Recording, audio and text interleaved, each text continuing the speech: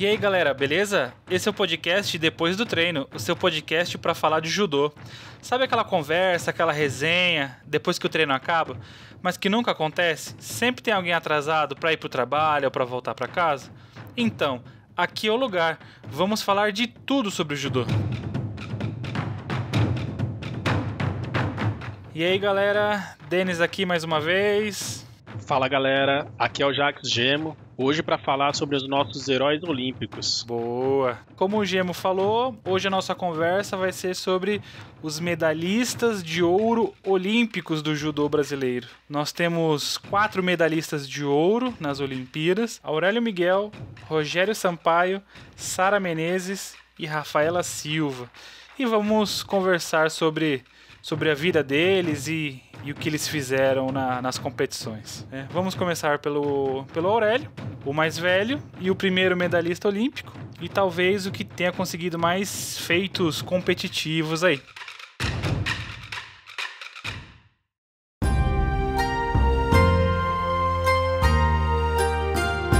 Gemo, vamos lá. O que você tem para falar pra gente sobre o Aurélio Miguel? De onde ele veio, como que ele começou? Então, Denis, o Aurélio Fernandes Miguel, popularmente conhecido aí como Aurélio Miguel, ele começou a treinar por volta dos seus 4 anos, né, com o sensei Masao Shinohara, que é uma lenda aí do judô, né? Ó, começou bem. Ele tem mais ou menos 57 anos, né? Ele começou a treinar judô por recomendação médica, né? Ele tinha alguns problemas aí de doença respiratória, né? E ele começou em São Paulo mesmo, né? Ele nasceu em São Paulo, capital, e começou a treinar com o sensei Masao em São Paulo mesmo, ali na Vila Sônia. Bom, legal, mano. Devidamente apresentado, vamos falar agora das medalhas e das principais competições do Aurélio Miguel. E vamos começar, não pelo começo, e sim pelo mais importante, a sua medalha de ouro. Aurélio Miguel é o primeiro medalhista olímpico a ganhar uma medalha de ouro para o judô brasileiro. Essa medalha foi na Olimpíada de Seul, na Coreia, em 1988. Então, Gemo, olha só, fazendo uma comparação e olhando a trajetória do Aurélio Miguel, ele teve um bom desempenho referente às competições, né? Ele ganha a medalha de ouro em 88 nas Olimpíadas, e um ano antes ele também ganha uma medalha de ouro no Pan-Americano. Então ele já vem forte, né? Já vem talvez com uma certa expectativa, né? Ele vinha num crescimento, né? Porque olha só, esse não foi o primeiro feito dele, não. Ele começa a ter uma representatividade forte em 1983, cara. Ele tinha 19 anos e ele ganha a medalha de ouro no Campeonato Mundial Júnior em Porto Rico. Então, esse é o feito mais chamativo que ele tem. Então, 5 anos antes provavelmente ele já chama a atenção e ele mostra para que veio, né? Denis, e se você levar em consideração que o Mundial, ali, apesar de ser júnior, né? O Mundial ele é equivalente à Olimpíada, né? É o principal campeonato do ano, né? Vamos dizer assim. Eu também acho. Em ano de Olimpíada não tem Mundial, por exemplo. É verdade, Gêmeo. Eu também acho que o campeonato mundial de qualquer esporte, ele é muito relevante, né? Porque tem modalidades que não são olímpicas e tudo mais, então realmente, mesmo que seja júnior, né, o campeonato mundial ele tem uma importância muito grande mesmo. E até um ponto curioso é que assim, o mundial sênior, que é da categoria principal, né, a gente foi ganhar, quase 40 anos depois, né? É verdade. Levou muito tempo depois desse júnior do Aurélio Miguel para ganhar um mundial ouro, né, no Brasil. É verdade. E aí, o Aurélio Miguel começa esse feito. Em 1983 ele ganha ouro no Mundial Júnior. No mesmo ano ele vai para o Pan-Americano na Venezuela e ele ganha prata. Então imagina só como que o cara já chega no cenário, né? Ele vai para o Mundial Júnior ouro, Pan-Americano prata. Só que aí tem uma curiosidade, Gem. Isso acontece em 83. Ele só vai ter uma medalha relevante num campeonato internacional só em 87. Né? Então ele passa um tempo aí meio que sem ganhar competições internacionais, né? Eu acho que até tem um ponto importante aí da gente falar, talvez não seja sem ganhar, talvez seja sem disputar. Eu precisaria de uma análise melhor desse período, né? Porque nessa época o judô não tinha investimento financeiro muito alto, né? Então o atleta bancava as viagens e as coisas, né, para disputar, né? Então talvez fosse um período que ele não teve investimento financeiro para poder fazer essas viagens, né?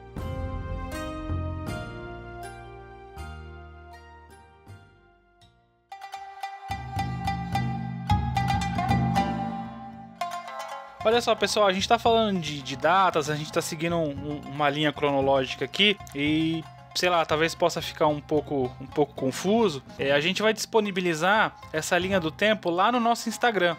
Então vai lá no nosso Instagram, a gente vai ter a postagem com os 4 atletas mostrando esses principais títulos, tá? Então aí a gente acha que vai ficar mais fácil de compreender, né? Na hora que vocês estiverem olhando as datas e os nomes das competições, a gente acha que vai ficar bem mais tranquilo aí de entender o que a gente está falando. Gente, lembrando que o nosso Instagram é @depois.do.treino. Legal, Gemo, valeu, mano. Então vamos voltar ao cronograma aqui, né? Então o Aurélio Miguel se destaca em 83, ganhando ouro no Mundial Júnior e ganhando prata no Pan-Americano. Depois ele passa um período sem ter conquistas relevantes. E aí 87, que é o ano que precede o ouro olímpico, ele ganha um bronze no Mundial Sênior, que seria talvez o Mundial oficial, vamos dizer assim, né? Referente a essa categoria de idade. E ele ganha ouro no Pan-Americano em 87, no Pan-Americano de Indianápolis. E aí no ano seguinte ele vai para a Olimpíada e ouro de novo. Então deve ter sido assim um fenômeno, né? Porque se você for ver, o único medalhista da Olimpíada de 88 foi o Aurélio Miguel. Ele foi o único brasileiro, né? Medalhista. Isso. Então imagina a euforia, a animação, a expectativa.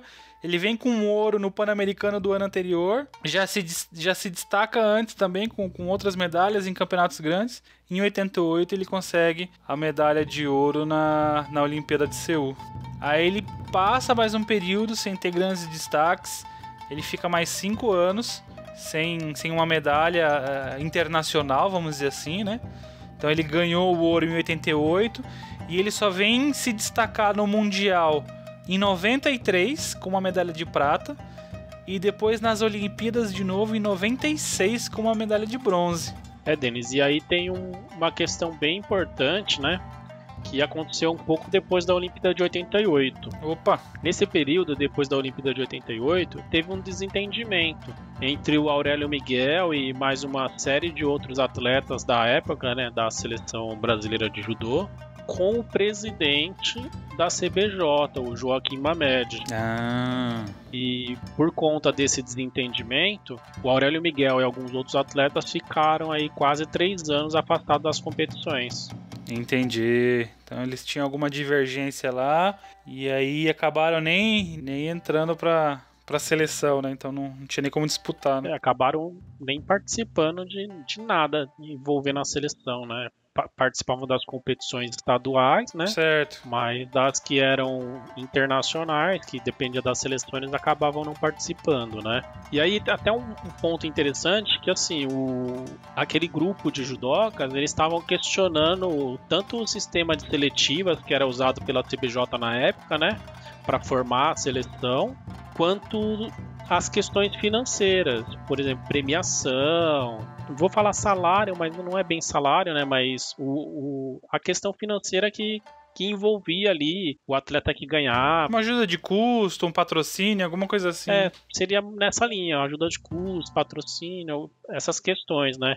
Você vê que nesse período, como o judô não tinha nada muito oficial, né, de dinheiro, né?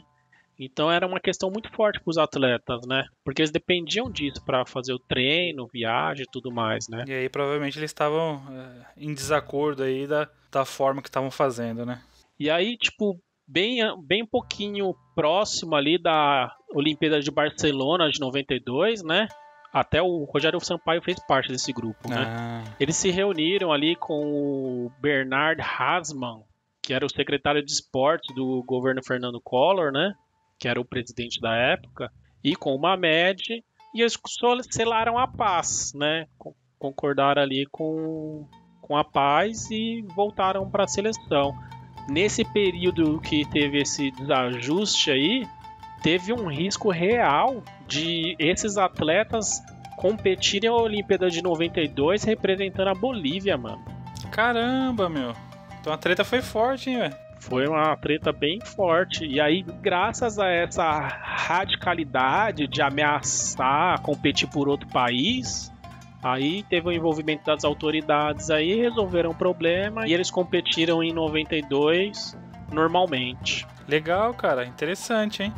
Então os caras nesse período acabavam nem indo, né? Pra competição. E aí eu fico pensando o quanto isso não influenciou nas próximas, né? Pela questão do estresse, pela questão da motivação, pela questão do treinamento, né? Que acaba ficando comprometido. O Aurélio Miguel vai para o Mundial em 93, conquista a prata, e o Aurélio Miguel vai para as Olimpíadas de 96, em Atlanta, e conquista a medalha de bronze. E aí, o quanto será que toda essa desavença influenciou, né? Será que se não tivesse tido essa treta aí, e independente de quem tá certo e quem tá errado, né? Enfim, a gente não vai tomar partido de ninguém. Se as coisas tivessem se resolvido, né? E eles tivessem continuado a representatividade na confederação e tal, eu imagino que o resultado da Olimpíada de Atlanta poderia ser diferente, né?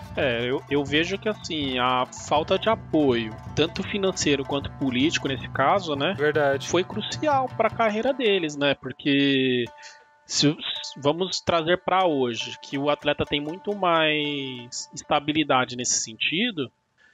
Talvez se ele tivesse toda essa estabilidade, os resultados fossem maiores, né? Ainda maiores. Ainda maiores, é mesmo. E até, assim, você falou de Atlanta 96, ele foi o primeiro judoca a conquistar 2 medalhas olímpicas, né? Olha, legal. E aí o Aurélio Miguel, no ano seguinte, em 97, ele vai para mais um Mundial e conquista a medalha de prata. Foi a última grande conquista dele, né? Foi, mano. E para fechar as conquistas do Aurélio Miguel, sua medalha de ouro em Olimpíada e seus demais feitos, algumas curiosidades que ainda vão envolver o Aurélio Miguel. O primeiro medalhista olímpico do judô brasileiro, de uma forma geral, foi o Chiaki Shi, em 1972, na Alemanha. E o primeiro medalhista de ouro, que foi o Aurélio, foi só em 88, só 16 anos depois. E o Aurélio Miguel também foi o primeiro a ganhar uma medalha de ouro no Mundial Júnior, lá em 83, que a gente falou no início. Bom, sabendo disso, do feito olímpico do Aurélio Miguel, fala pra gente, Gemo, o que o Aurélio Miguel fez ou faz depois de tudo isso? Então, em 2001, ele se aposentou, né, dos tatames. Aí ele passou a dedicar a vida à política, né? Ele foi candidato a deputado estadual, né? Acabou não se elegendo. Mas anos depois ele foi eleito vereador na Câmara de São Paulo, né? E ficou por 3 mandatos, de 2004, 2008 e 2012. Durante esse período de mandato ele teve bastante ações aí em prol do esporte, né? Foi a principal pauta dele. Mas aí começou a se envolver com muitas controvérsias, acusação de desvio de dinheiro público e problemas ali que a política traz, né? Acabou sofrendo um infarto em 2014 e se afastou da política, né? Quando terminou o mandato dele em 2016. Agora ele está como presidente da Federação Paulista Universitária, né? Que é como se fosse uma união dos estudantes. Legal, de alguma forma ele continua contribuindo para o esporte, né? É isso aí.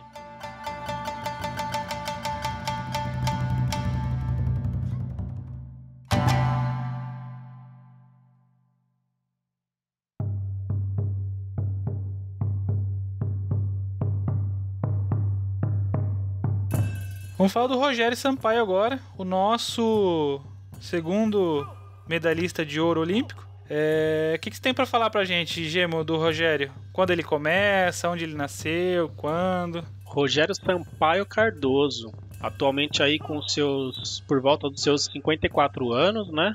Nasceu em 67. Ele é de Santos, São Paulo. É praieiro, né? Sou praieiro, sou guerreiro. Eu tô cruzando os braços aqui, cara. Ó, e até curioso, ele começou a treinar por volta dos 4 anos, né? Junto com o irmão dele, o Ricardo Sampaio. O Ricardo tinha lá por volta dos 7 anos. E foi pouco tempo depois que o sensei dele, o Paulo Duarte, fundou a Associação de Judô Paulo Duarte. Interessante, Gemo. E aí agora vamos falar da medalha de ouro do Rogério Sampaio, né? Rogério Sampaio ganhou sua medalha de ouro olímpica nas Olimpíadas de 1992, na Espanha, em Barcelona. Na época ele tinha 25 anos. Ele não tem uma quantidade tão grande de medalhas internacionais quanto o Aurélio Miguel, mas isso não o torna menos importante, claro que não. Até mesmo porque uma medalha olímpica já é incrível, imagina a medalha de ouro, né? E da mesma forma que na Olimpíada de 88, o Aurélio Miguel foi o único medalhista brasileiro do judô, em 92 o Rogério Sampaio também foi o único medalhista brasileiro no judô. E no ano de 93 ele disputa o Campeonato Mundial Sênior, ganha a medalha de bronze e uma curiosidade, em uma categoria acima. No Mundial ele disputou na categoria até 72. Lá na Olimpíada, quando ele ganha o ouro, ele disputa na categoria até 65. Oh, legal isso, eu não sabia não. Eu achei que era na mesma categoria. Ele teve essa mudança, cara. Não é comum, né, os atletas mudarem de categoria, mas ele fez isso. É bem comum e teve pouquíssimos atletas olímpicos que mudaram de categoria. Verdade. O Rogério Sampaio ele tem uma história de superação muito grande, né? Ele começou a treinar com o irmão dele, né? E eles treinaram juntos a vida toda, os dois com grandes resultados, assim, de ganhar Campeonato Paulista, ganhar Campeonato Brasileiro, né? O Ricardo, inclusive, ele foi para a Olimpíada anterior representar o Brasil, na mesma categoria que o Rogério Sampaio foi campeão em 92, né? Caramba! E o Ricardo acabou falecendo em 91, né? Um ano antes do Rogério ir para a Olimpíada, e foi um período muito complicado pro Rogério, né? Esse período de perda do irmão e manter esse treinamento ainda, esse objetivo da Olimpíada, né? Pô, interessante, cara. Eu fico imaginando o quanto isso pode ter sido motivacional para ele buscar a vitória nessa Olimpíada, talvez pensando no irmão, né?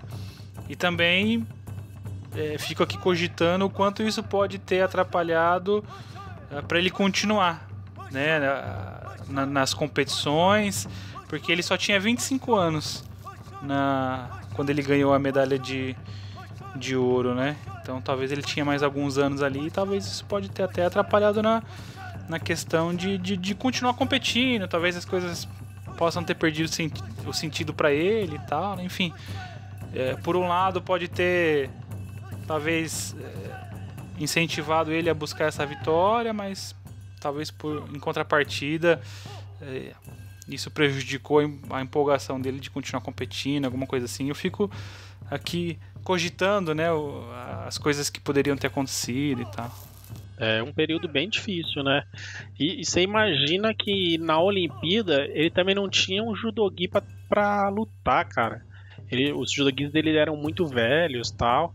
Ele acabou pegando um judogi de um aluno emprestado para poder ir para a Olimpíada de 92. Caramba! Olha o tanto de problema que o cara tá naquele período ali acumulado, né, cara?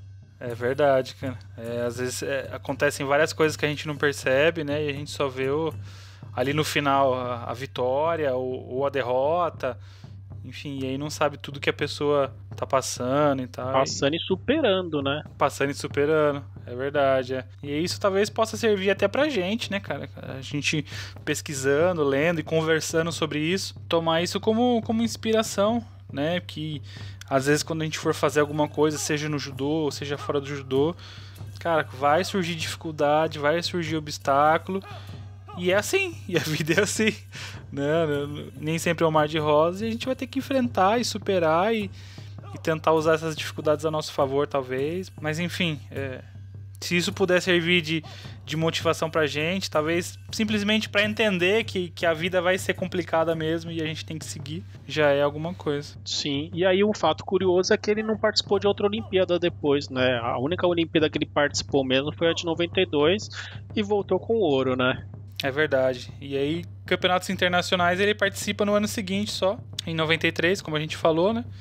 E numa categoria diferente e tudo mais. Mas ciclo olímpico foi o único mesmo. E depois, Gema, o que Rogério Sampaio fez ou faz após as competições internacionais aí? Vou falar um pouco de depois, mas um pouco do durante também, né? Durante todo o período que ele foi atleta olímpico, ele era professor também de judô, né? E aí ele, não sei exatamente se foi depois da Olimpíada que ele funda a sua própria associação, ou se foi durante aquele período, mas ele tem uma associação de judô, a Associação de Judô Rogério Sampaio. Olha. E ele dá aula para diversos alunos, tem um trabalho grande em Santos para promover o judô, né? E essa associação, é curioso que ela já forneceu novos atletas, tanto para a seleção de judô, né? Também atletas olímpicos. Olha que interessante, cara. Então ele contribuiu competindo e contribuiu como professor, como sensei. Também. Aí também teve um período que ele foi comentarista esportivo na TV Record, né? Fazendo cobertura de grandes eventos de judô. Foi técnico e auxiliar na seleção brasileira. Olha. Ele tem, assim, um trabalho bem ligado ao judô mesmo, né? Ele continua trabalhando por volta do judô. Pô, legal. E até hoje ele dá treino em Santos, né? Ele continua ensinando o judô, né? Dando treino em si, né? Ajudando como técnico da equipe dele.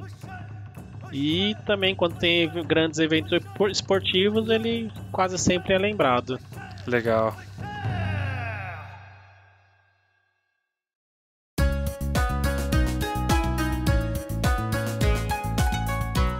Bom, Gemo, já falamos de 2 heróis olímpicos, faltam mais 2. Só que tem um detalhe interessante aí que eu acho que vale a pena a gente comentar antes de seguir adiante. A gente tem um espaço muito grande das conquistas de ouro olímpico, né? Esses 2 primeiros foram no final da década de 80 e começo da década de 90, né? E aí a gente só vai ter medalha de ouro olímpica no judô só no começo e metade da década de 2010, cara. É muito tempo, né? Então, o que você acha da gente falar desse espaço e depois a gente vem falar das meninas aí, que são as nossas 2 próximas heroínas olímpicas? Cara, muito bom você comentar isso, porque tem uma questão financeira, né, nesse intervalo todo, e também tem uma questão de restrição ali das meninas, né? Porque lá na Olimpíada de 92, quando o Rogério Sampaio ganhou o ouro, foi a primeira Olimpíada que as mulheres puderam disputar medalhas. Caramba, meu! Então você vê que já tem ali um aprendizado dos meninos, né, dos homens, já teve toda uma bagagem, né? E as meninas estavam começando a treinar ali ainda sem quase nenhum incentivo, né? E começando a ter resultados no judô, né?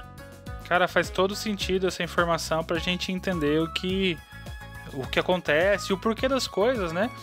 A gente já até comentou a gente já até comentou em episódios passados sobre essa questão das mulheres nas Olimpíadas, né? De ter preconceito e resistência delas entrarem, e aí elas não entram em todas as modalidades. Então muitas modalidades elas entraram muito depois de ter iniciado nas Olimpíadas, né? E aí é perfeitamente compreensível porque desse intervalo das conquistas olímpicas, e porque só há conquistas tão grandes pelas mulheres muito depois. Porque se a gente for comparar com a primeira medalha do Aurélio Miguel, que ele só foi ganhar ouro 16 anos depois do primeiro medalhista, aqui faz todo sentido. Se as mulheres puderam disputar só em 92, é muito parecido o intervalo de tempo de quando a Sara Menezes ganha a primeira medalha pelas mulheres em 2012. E aí as mulheres acabam tendo esse tempo para maturar da mesma forma que os homens tiveram. Só que se a gente não sabe dessa informação, a gente fica cogitando coisas que talvez não tenham nada a ver, né? É verdade. Sim, antes da Sara, a única que ganhou medalha foi a Kathleen Quadros, né? Que acabou ganhando bronze em 2008, né? Olha só. Mas em termos de resultado, assim, né? O resultado mais expressivo do feminino, que é o primeiro ouro da Sara, ele vem muito tempo depois.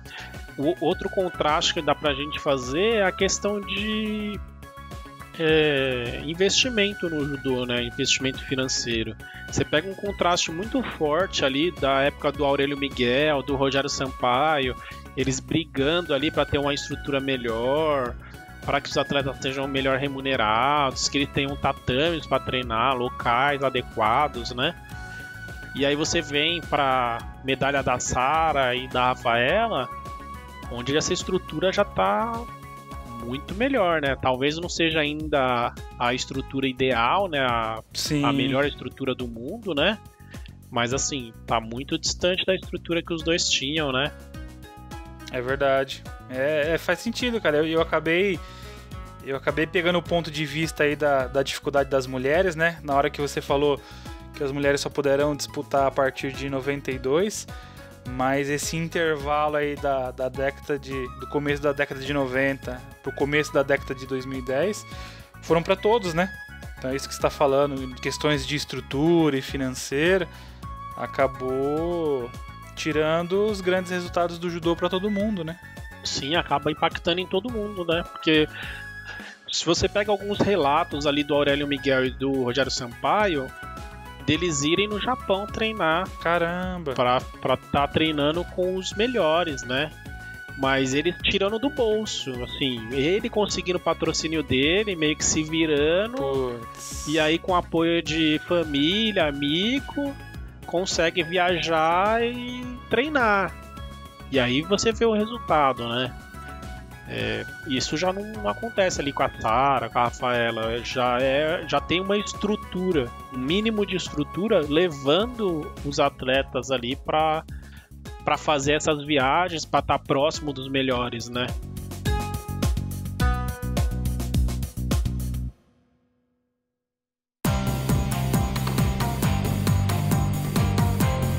Gê, muito legal essas informações. Vamos fazer uma parada, vamos encerrar por enquanto. Vamos dar uma folga pro ouvido da galera.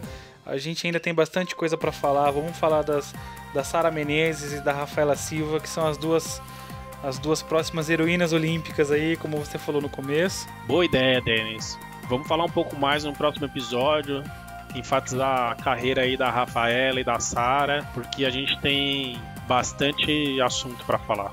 Maravilha. Bom, gente, é isso por enquanto. Convidamos vocês para continuar essa conversa no próximo episódio.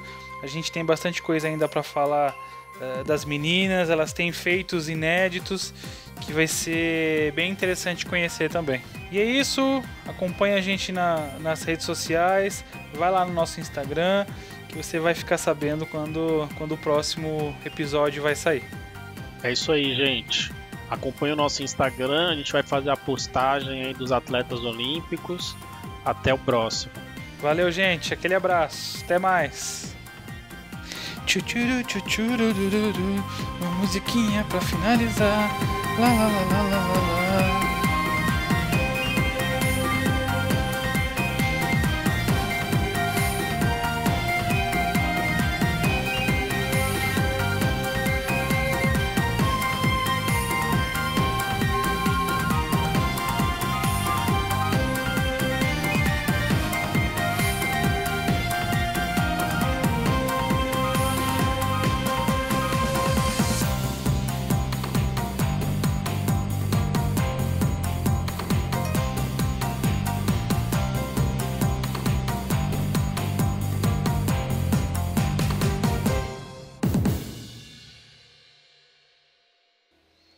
Eu não tô achando aquele texto gostoso.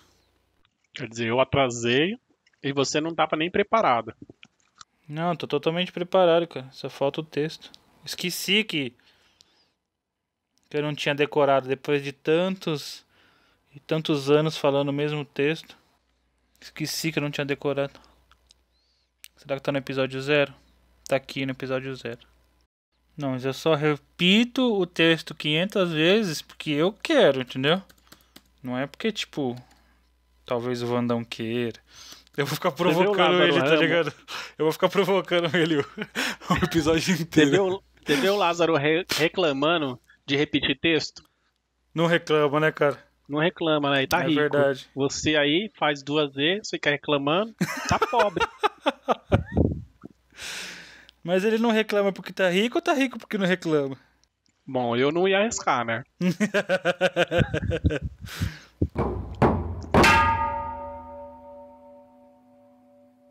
Então, esse é o feito mais chamativo que ele tem. Então são... vamos fazer a conta, editor? São 5 anos? 3, 4, 5, 6, 7, 8. Isso. Sim. Espero que isso não vá pro corte.